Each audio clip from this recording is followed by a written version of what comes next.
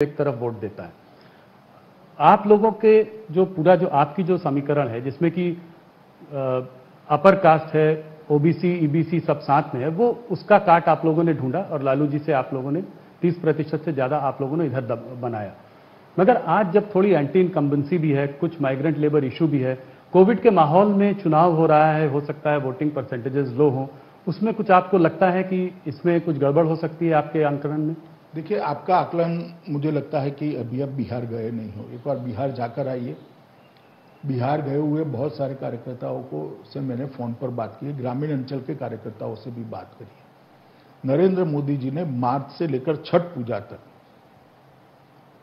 जो अनाज गरीब के घर में पहुंचाया है, एक पैसा नहीं लिया है। कोविड के बाद बिहार की जनता आज इस बात को कभी भूल नहीं सकती, कभी भूल नहीं सकती। नीतीश कुमार जी ने जो प्रवासी मजदूर आते थे, इनकी रहने की व्यवस्था की, इनका टिकट भाड़ा दे दिया, बाद में 1000 रुपया दिया और उनको एक किट दी, हेल्थ की व्यवस्था करी।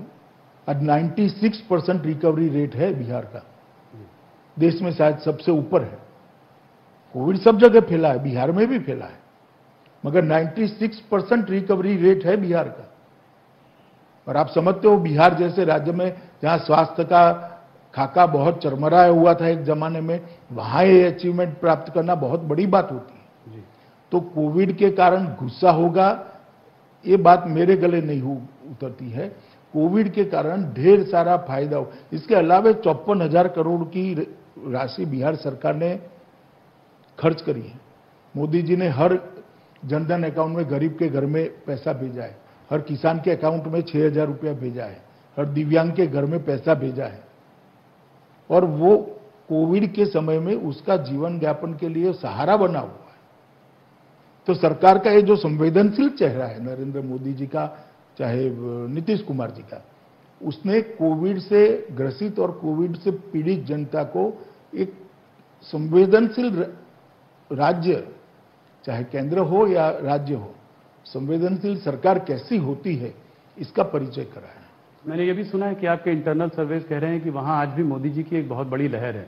एंटी इनकम्बेंसी जरूर होगा, वो हो जाता है, स्वाभाविक है इतने सालों के बाद, मगर मोदी जी की एक लहर है, वेव है, और हो सकता है आपकी सीट आपके पार्टनर से ज्यादा, नीतीश जी से ज्यादा सीटें आप लोग लेके आए।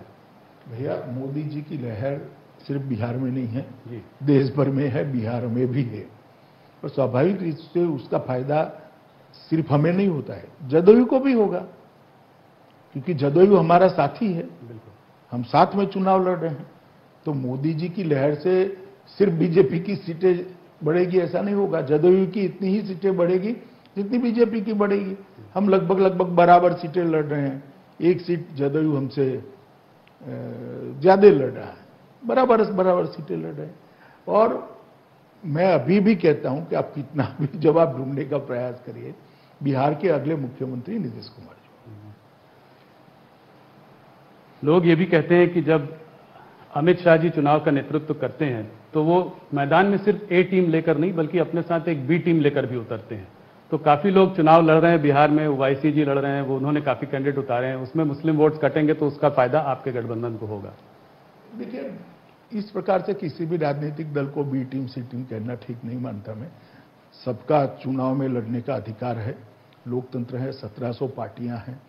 सिर्फ ओवैसी क्यों, बहुत सारे लोग लड़ रहे हैं। जी, 5 कॉर्नर कॉन्टेस्ट है। अपने कुशवाहा जी भी लड़ रहे हैं, जी, और पप्पू यादव का एक मोर्चा लड़ रहे हैं, एसडीपीआई लड़ रही है, ढेर सारे लोग अपने यशवंत सिन्हा जी भी लड़ रहे हैं, बहुत सारे लोग लड़ रहे हैं। अब चुनाव है, किसको ना कीजिएगा, जो लड़ेगा लड़ेगा, मगर जनता का मूड मैं स्पष्ट मानता हूं। मैंने 10 दिनों में ढेर सारे कार्यकर्ताओं को मंडल स्तर पर बात करी है, टेलीफोन पर, बहुत स्पष्ट रूप है। जो सर्वे आ रहे हैं ये भी बहुत पॉजिटिव इंडिकेटर देने वाले सर्वे आ रहे हैं कि भारतीय जनता पार्टी और जदयू की सरकार बनने जा रही है। एक फैक्टर इस चुनाव में और आया है पिछले कुछ महीनों में, वो है सुशांत सिंह राजपूत फैक्टर। कहा जा रहा है कि ये एक सुशांत सिंह राजपूत का जो केस है, ये एक महाराष्ट्र वर्सेस बिहार एक लड़ाई में बदल गया है और बिहार चुनाव में एक अहम मुद्दा है। क्या आप इस बात को मानते हैं? देखिए, मुझे मालूम नहीं है जमीन में ये केस कितना चुनावी मुद्दा बना है, मगर बना भी है तो इसका कारण हम नहीं है। अगर पहले से सीबीआई को दे दे तो चुनावी मुद्दा ही न बनता। शंकाएं तो पहले दिन से खड़ी हो गई थी, क्यों पकड़ कर रखना, दे देना चाहिए था। अब ये ऑर्डर भी हमने नहीं करा, उच्चतम न्यायालय ने किया है। उच्चतम न्यायालय ने जब सीबीआई को कहा कि आप जांच करिए तो हमें कर रहे हैं। मगर मैं इतना मानता हूं कि सुशांत सिंह जी की जगह कोई भी व्यक्ति हो, अगर अपमृत्यु होती है तो इसकी जांच ढंग से होनी चाहिए, न्यायिक होनी चाहिए, न्यूट्रल होनी चाहिए। जल्दी में आपको लगता है कि केस को क्लोज कर दिया था मुंबई पुलिस ने? मैं कोई टिप्पणी करना नहीं चाहता क्योंकि सीबीआई जांच कर रही है और अभी कोर्ट के सामने मामला है, परंतु परसेप्शन जो बना था उस वक्त वो ठीक नहीं बना था। कि कश्मीर में आप लोगों ने बात कही है कि विश्वास की भी जरूरत है और वहां विकास की भी जरूरत है। अब मनोज सिन्हा जी भी वहां पे गए हैं एलजी होने के नाते, तो आपका क्या रोड मैप है? क्या लगता है कि कब वहां पर सिचुएशन नॉर्मल हो सकेगी और विकास को एक प्राथमिकता मिल देखिए, जहां तक लॉ एंड ऑर्डर का सवाल है, सिचुएशन नॉर्मल हो चुकी है। विकास के लिए काफी कुछ होना चाहिए था अब तक, मगर कोविड वहां पर भी था, कोविड की दिक्कतें वहां पर भी थी और स्वाभाविक रूप से भारत सरकार का भी फोकस कश्मीर समेत पूरे देश के कोविड के रोकथाम में था। मुझे लगता है कि अब मनोज जी गए हैं और मनोज जी ने शुरुआत बहुत अच्छी करी है और विकास नीचे तक पहुंचाने की शुरुआत भी करी है। चाहे प्रधानमंत्री आयुष्मान भारत का कार्ड